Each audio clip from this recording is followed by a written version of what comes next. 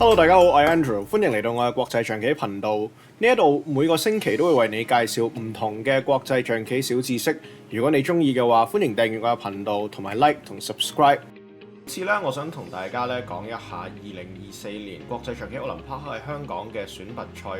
咁眾所周知啦，國際象棋咧每2年咧都有一屆嘅國際象棋奧林匹克，俾所有唔同國家嘅選手參加。而香港咧今屆舉辦咧成績咧年輕棋手咧相當之唔錯嘅，頭3名咧都係由相當年輕嘅棋手包辦嘅，包括Jameson 啦，仲有 Brandon Chan 同埋 Boris Chan 嘅。咁佢哋3位咧其實咧都可以算係咧現時香港嘅後起之秀嚟。而今日咧我哋要討論嘅嗰盤棋咧就係第2個回合，由 Brandon Chan 執白對住香港前冠軍Daniel Lam 嘅一盤棋。要了解呢一盤棋嘅話呢，咁就一定要對於以下呢一個開局呢有少少了解呢，先至知道佢哋嘅分別喺邊度。白棋行 E4， 黑棋行 E5，Knight F3，Knight C6，Knight C3。嗱，呢個時候如果你係黑棋嘅話，你會點行呢？嗱，正常嘅話呢，應該呢係行 Knight F6， 咁呢就形成一個4碼局面。咁但係咧喺呢度咧，黑棋如果係行 Bishop C5 嘅話咧，咁嘅話咧，白棋咧就有個 tactics。大家又估唔估到係一個咩嘅 tactics？ 有啲咩嘅戰術手段呢？答案好簡單，就係馬食 E5 啦。因為馬食 E5 翻之後咧，白棋可以行嘅 D4 攻擊住2隻棋。咁喺呢度啦，你會問啦，如果相對地比較好行啲嘅話，應該要保留住嗰隻象啊，定係應該要保留住嗰隻馬呢？咁喺呢度呢，其實呢，我哋應該要諗嘅問題就係，我哋其中一隻棋俾佢食完之後，咁隻兵會行開第度啦。我哋應該用邊隻棋去食翻隻兵呢？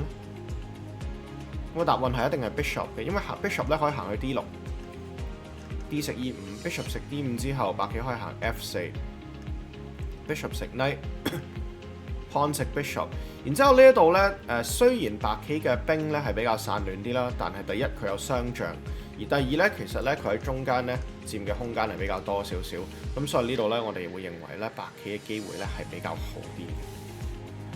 咁你可能會問啦，咁如果喺呢一度嘅話咧，咁其實係咪可以 sacrifice 咗個 Bishop 先，跟住我哋先再食隻馬呢？咁但係呢度嘅話呢，其實白棋咧都可以喺中間推得好快啦。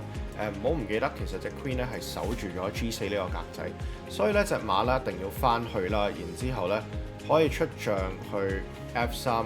白棋嘅計劃係 Rook F1，然之後 King G1，做翻一個比較上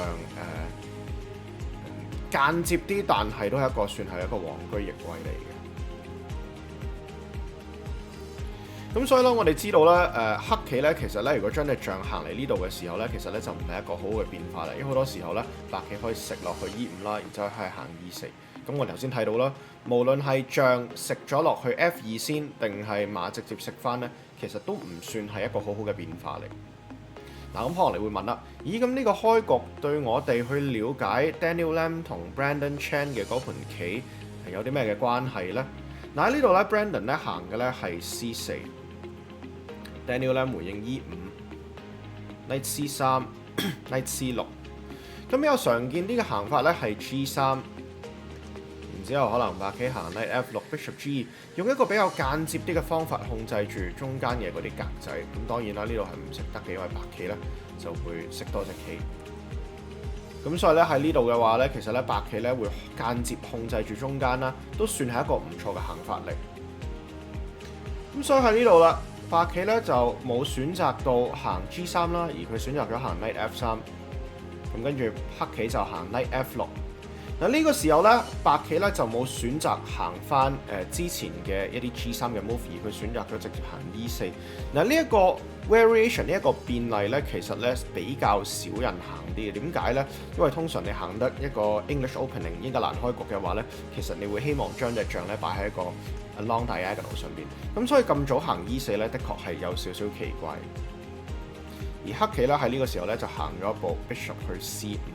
嗱，去到呢度呢，其實呢都唔算係一個好大嘅錯誤嚟嘅，因為當馬食兵嘅時候，我哋知道如果象食，跟住再用傾食翻喺呢度嘅時候呢，一樣都可以中間推走佢隻馬啦。